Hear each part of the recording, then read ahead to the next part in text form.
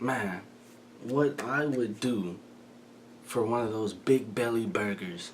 Like, can someone patent that already? I mean, can we have a big belly burger? Please, please. I gotta know what that thing tastes like. Like, I would probably choose that over McDonald's. Don't eat Burger King. I choose it over Wendy's. I choose it over Whataburger. I would choose it over pretty much anything if it was that good. Can we get a big belly burger? I want a big belly burger. I want a big belly burger for Christmas. Roll the footage.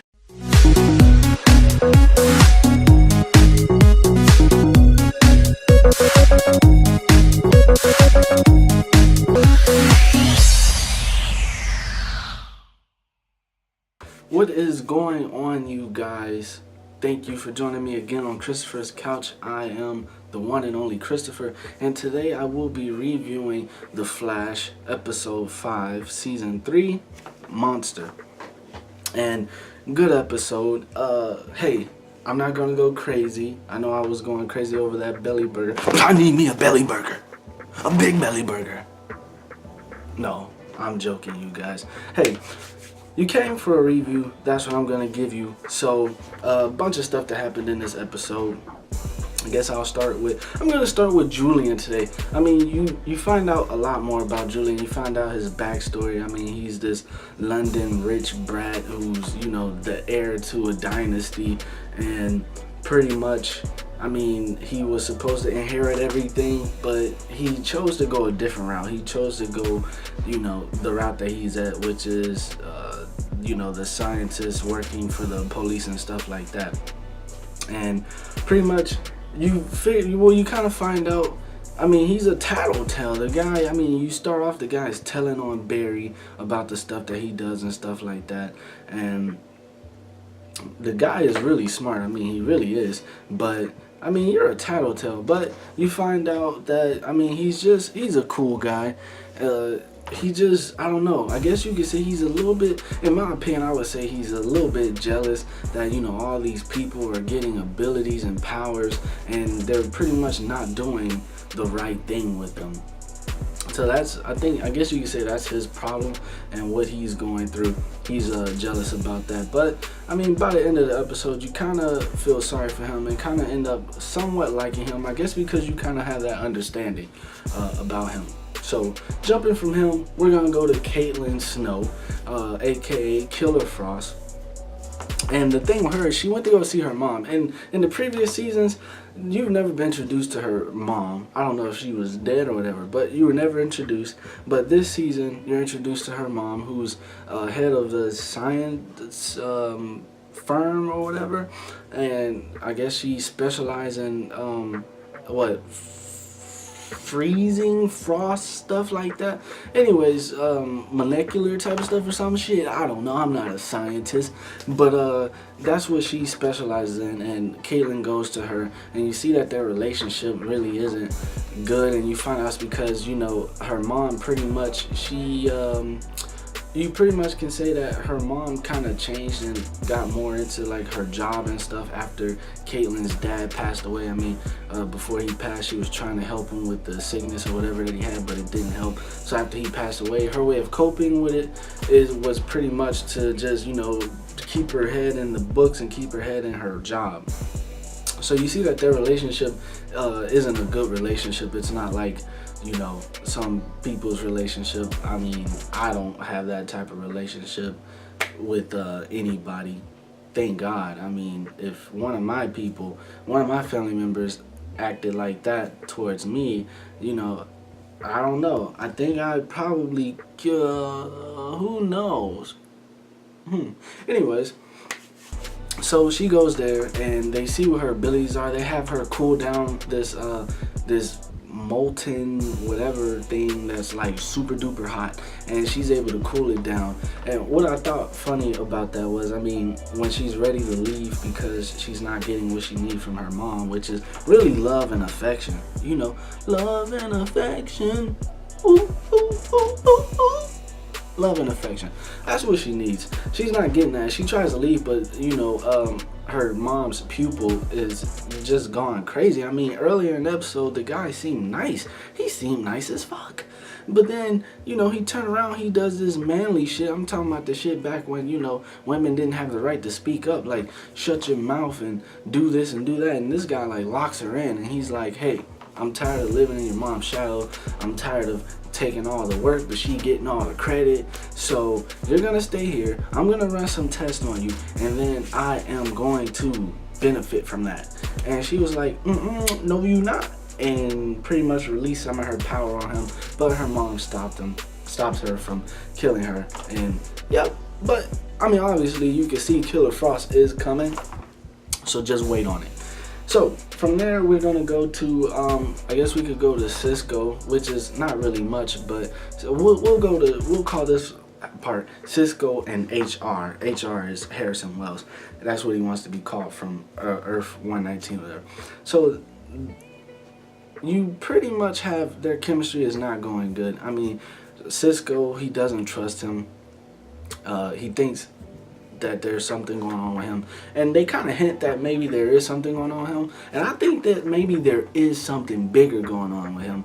You just don't know, but I could be wrong. But basically, you find out that HR is pretty much a fraud. He's a con artist. I mean, he's not as smart as everyone thought he was. He's not as smart as any of the Wells. You actually find out that he is a novelist. He's not even a scientist, which was pretty funny. I mean, I liked his personality. He had a cool personality. It's just the shit he was saying was dumb.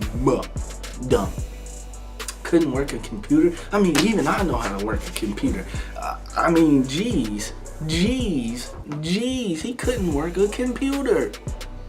All you gotta do is this. A little bit of this, a little bit of that, but it's mostly that. I know how to do that. So yeah, the guy couldn't even work in computer, and he was throwing out these things, he was throwing out these suggestions, but it was more like making you think he was suggesting it, but really he wasn't, and he was throwing out these ideas and stuff like that. But hey, it's that dog again. Jeez. But yeah, so you find out that he's a fraud, he's a fake. He just wants to write this great, amazing book or novel and everything. And so they pretty much say, hey, we'll give you because he's begging, hey, he's basically saying, I can do this. Back on my Earth, I wasn't anything. I was like, if something big happened that I wasn't involved, I was like the face of it. Like, people did the work, but I took the credit type of stuff like that. But he's saying, hey, here, I can do it. I can prove to you guys that, hey, there's some use of me, and there's so much that I can do that, you know, people think that I can't. So they're gonna give him a few weeks to kind of just, you know, see what he's capable of, see what he can do. Then we're gonna jump from him to I mean, I thought this episode was pretty short. Like, it was very compact as far as the characters and what happened. So we're gonna go from there to Barry and the villain. And the villain, I'm gonna tell you right now, I mean, let me start by saying bullying is no bueno. I mean, you bully kids, or, you know, even adults get bullied sometimes, but majority of the time it's kids. If you're an adult and you get bullied, there's something wrong with you. But bullying is no joke. I mean, have I ever been bullied? No. Will I ever be bullied? No. But hey, you never know. But bullying is no joke, man. You never know what people are capable of and what people will do when they're pushed into a corner. So my word of advice, if you're watching this and you go to school and you're a bully, just stop bullying. Like, geez. Can we put a stop to bullying? Hashtag stop the bullying. Anyways, so pretty much the villain is this 15-year-old kid who gets bullied at school, and he wants other people to feel how he feels. So somehow, I mean, they don't even explain it, but this dude develops some type of hologram of I don't know, it looked like a combination of a green Martian and Godzilla, I guess. That's what I would say. Godzilla and Green Martian, like if they had a baby.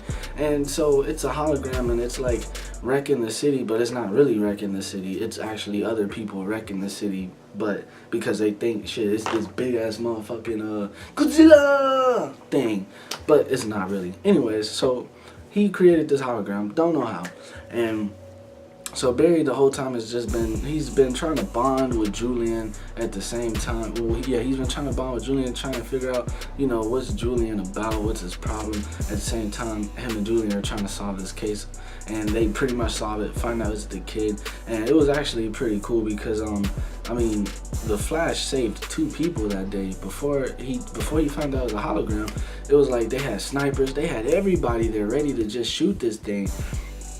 And this one sniper fired this shot, and it went through, the creature and was about to hit this pedestrian, but he caught it.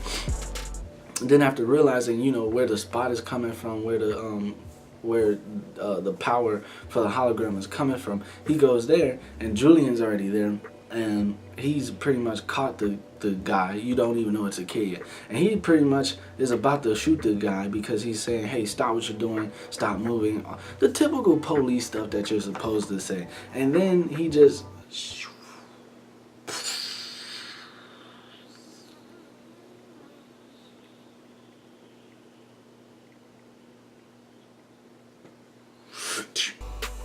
Did you like that slow motion? Slow motion for you. Slow motion for you. No. Flash caught that bullet, and then when the kid turned around, when the person turned around, you see that it's a kid, and so Julian's like, oh my god, that could have been really bad. Almost shot a kid in the back. No, that would have been terrible. But hey, luckily the Flash was there to save the day. And yes, that kid is probably gonna put through, now it's actually gonna be worse for him. I assume he's gonna go to juvie or something until he's like old enough to actually go to jail, where in juvie and jail he's definitely gonna get bullied 10 times worse. So that was actually bad on your part. But hey, everything worked out well. They showed you a lot of I guess you could say what's to come as far as like Caitlin Snow. Looking forward to seeing what HR is gonna do. I still feel like there's something sneaky about him, that he has something up his sleeve. I'm gonna stick with that. And yeah, everything else was good. I look forward to the next episode just like I look forward to any other episode. And hey, I thought this episode was good. I'm gonna give it a good old, what you thinking? What are y'all thinking? 2 thumbs up. I'm gonna give it 2 thumbs up. I don't know, it was a mystery. I was trying to wonder, how is this monster disappearing and shit? Is the monster's parents Godzilla and a green Martian, or is it Godzilla and a white Martian? You never know. But hey, thought it was a good episode. Hope you guys did too. If you didn't, to each his own. But as always, I want to thank you for taking the time to look at this review and, like, share, and comment. And on that note, this has been Christopher's review of The Flash Season 3, Episode 5, Monster. And hey, share, like, comment. Until next time, I'm out. Deuces.